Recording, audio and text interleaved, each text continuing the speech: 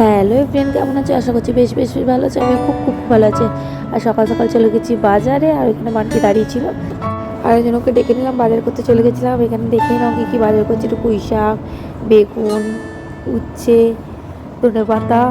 শাকগুলো এত ভালো ছিল, পুঁই শাকটা একদম ছোট্ট ছোট্ট, একদম রান্না করতে করতেই গলে গেছে, খুব ভালো ছিল শাকগুলো। আর এই দেখে নাও সকালবেলা ছেলের জন্য একটা ডাল সিদ্ধ করবো, সব রকম সবজি দিয়ে, গাজর দিয়েছি, মিষ্টি আলু দিয়েছি, কুমড়ো দিয়েছি, আর এটা হচ্ছে সব রকম ডাল, পাঁচমিশালির ডাল একটা ছিল, ওটা কিনে এনেছিলাম, ওটা দিয়ে ছেলেকে দেবো। শুধু চালটা দিচ্ছি না, ডালটা পুরো সব কিছু সবজি দিয়ে খিচুড়ির মতো, খিচুড়ি যেমন হয় পুরো ওরকমই, শুধু চালটা ভাত দিয়ে বসিয়ে দিয়েছি। 7-8টা সিটি দিয়ে করে নেবো। এখানে প্রেশারে হুইসেলটা দিতে দিতে এখানে আমি আলুগুলো ছাড়িয়ে নিচ্ছি। আর ততক্ষণে আমার ডালটাও সিদ্ধ হয়ে যাবে, যেহেতু আজকে চিকেন করবো, ওই জন্য আলু ফালুগুলো একটু ছাড়িয়ে ছুড়িয়ে রেখে দিচ্ছি। তোমরাও কিন্তু তোমাদের বাচ্চাদের দিতে পারো। আমার ছেলেকে আমি মোটামুটি 1+এর পর থেকেই দিচ্ছি, আর তোমরাও কিন্তু দিতে পারো এরকম ডাল সিদ্ধ। এটা কিন্তু খুব হেলদি।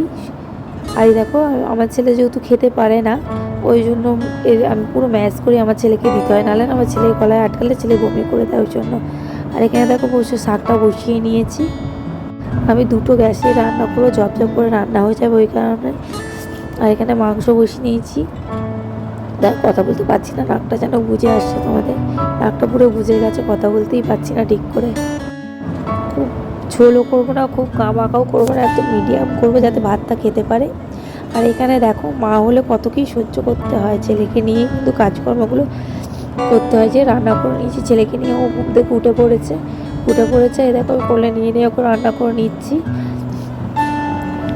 দেখো কত খুশি হয়ে যায় আমি ওকে নিয়ে থাকলে। আর এই মরিসনের এই ডাইপারটাই আমি নিয়েছি, কিন্তু বিশ্বাস করে একদম ভালো না। আসলে যারা অ্যাপেলো একবার ইউজ করে নেবে, তাদের এইসব ডাইপার আর ভালোই লাগবে না, একদম বেশিক্ষণ যাচ্ছে না, বেশিক্ষণ থাকছেই না। তাই দেখো, মা হলে কত কি বলি না সহ্য করতে হয়। আমার আর ইচ্ছা করছে না, শরীর দেয় না, কিন্তু মনের দিক থেকে মনে হয় না বাবা, ছেলেটা যাতে খুশি থাকে, ছেলেটা যাতে শান্তিতে থাকে, ওকে নিয়ে ঘুম পাড়ানোর চেষ্টা চলছে। এটা অনেক চেষ্টার পরও ওনাকে ঘুম পাড়ানো হয়। তারপরে সন্ধ্যেবেলা বলতে কি 8টা এরকম নাগাদ নিজের রূপার বাড়িতে আমি এরকম পাতলা একটা বড় আলুর তরকারি করি। রূপা বললো ওটাই কর, শুধু জিরে একটু কুড়ো লঙ্কা ব্যাস দিয়ে একদম পাতলা বড় আলুর ঝোল করি, হেভি ভালো লাগে খেতে। ওটাই রূপার বাড়িতে রান্না করে নিচ্ছি। যেহেতু গুল্লু ছিল না, ওকে গুড্ডু ধরেছিল আমার ছেলেকে।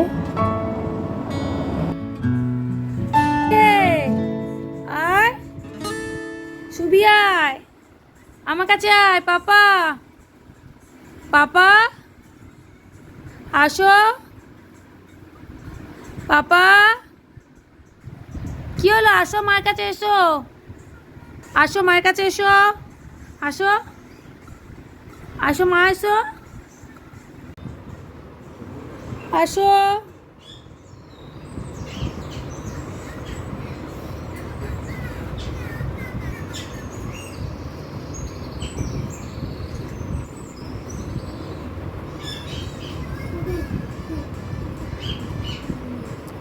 চলে এসো, মায়ের কাছে এসো। আর এখানে বাবা আর ছেলের এত ভালোবাসে, এতবার করে ডাকছে আমার ছেলেকে, তবুও আমার ছেলে আসছে না। ঘুরে ফিরে ঠিক বাবার কাছেই শুয়ে পড়ছে, যতই ডাকছি আসছে না, জানে মা এখন ঘুম পাড়াবে চেপে ধরে, ওই কারণে আমার কাছে আর আসছে না। মন ধরে ডেকেই যাচ্ছে, আর বাবা ঘুমাবি, আর ঘুমাবি। কিছুতে আমার ছেলে শোবে না, ওর বাবার কাছেই শুয়ে শুয়ে ফোন দেখবে। ওর বাবা ফোন দেখছে, ও দেখবে, ওখানে শুয়ে আছে। চলুন তাহলে ভিডিওটা যেখানে শেষ করলাম, ভালো থাকবে, সুস্থ থাকবে, নতুন কোনো ব্লগে আবার ফিরে আসবো।